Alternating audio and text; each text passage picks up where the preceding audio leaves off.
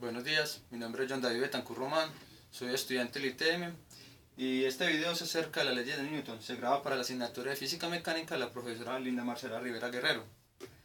En las leyes de Newton fueron planteadas por el físico inglés Isaac Newton, en las cuales se pretende dar claridad acerca de las fuerzas que ejercen un movimiento dentro de un cuerpo y lo que es conocido como la dinámica y la cinemática. Pues en estos momentos vamos a hablar sobre las tres leyes que él implementó o que él postuló, aunque ya tenía previos conocimientos de físicos como Galileo y como Hooke, aunque él las implementó y las adaptó a la física moderna de la que hoy conocemos y la física clásica. Entonces, la primera ley de Newton, también conocida como la ley de la inercia, dice que todos los cuerpos perseveran en su estado que se encuentran, ya sea de reposo o de movimiento rectilíneo uniforme. Es decir, los cuerpos se niegan a cambiar de estado. Lo podemos ver en nuestra vida diaria cuando nos montamos en un vehículo, ya sea una moto, un carro, un bus, en el cual nosotros nos encontramos sentados en el vehículo cuando estamos arrancando, cuando va a arrancar, cuando el vehículo cambia de estado o acelera, se le aplica esa fuerza, nosotros tendemos a irnos hacia atrás. Por esa fuerza que el cuerpo, en este caso que somos nosotros, esa masa, quiere estar todavía en reposo, entonces tiende a irse para atrás. Y en el mismo caso pasa cuando frenamos, cuando el vehículo va con una aceleración constante o preferiblemente cuando es considerable y cuando frena para alguna fuerza externa, entonces nosotros tendemos a conservar ese estado que llevamos de aceleración, entonces tendemos a irnos hacia adelante.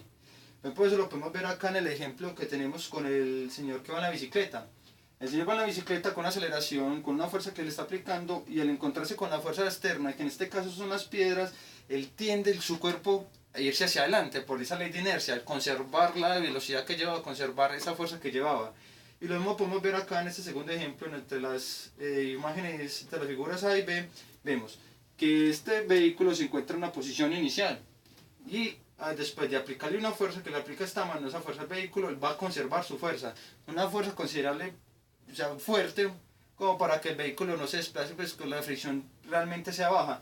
Entonces le empuja y mire que el vehículo conserva su misma posición. Y eso nos plantea la primera ley de Newton. Entonces, para la segunda ley de Newton, que es también conocida como la ley de las fuerzas o los movimientos, nos plantean y nos refuerzan la primera que ya que teníamos, que nos dicen es que las fuerzas que se aplican, o la fuerza o la sumatoria de fuerzas que se aplican a un cuerpo, ejercen un movimiento. Ese movimiento es directamente proporcional a la aceleración e inversamente proporcional a la masa.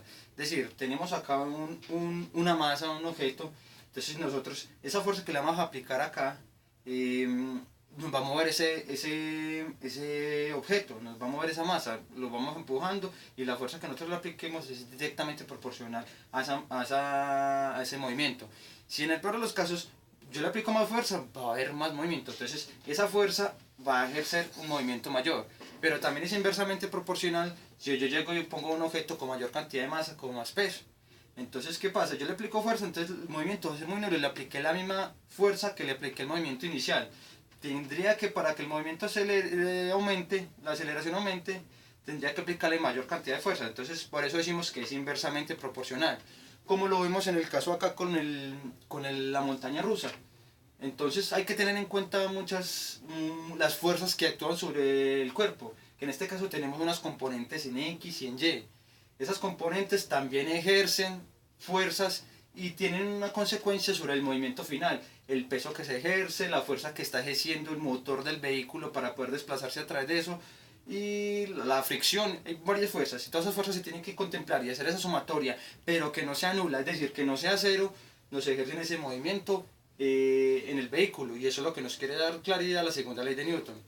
La tercera ley de Newton, que es la ley de acción y reacción, que esa sí fue planteada 100% por Isaac Newton, dice que las fuerzas que yo le aplico a algún objeto o a alguna masa, a ese cuerpo, directamente me va a oponer o me va a mostrar una fuerza inversamente proporcional es igual y con magnitud contraria a la que yo le apliqué inicialmente. Por ejemplo, como podemos ver en este caso, el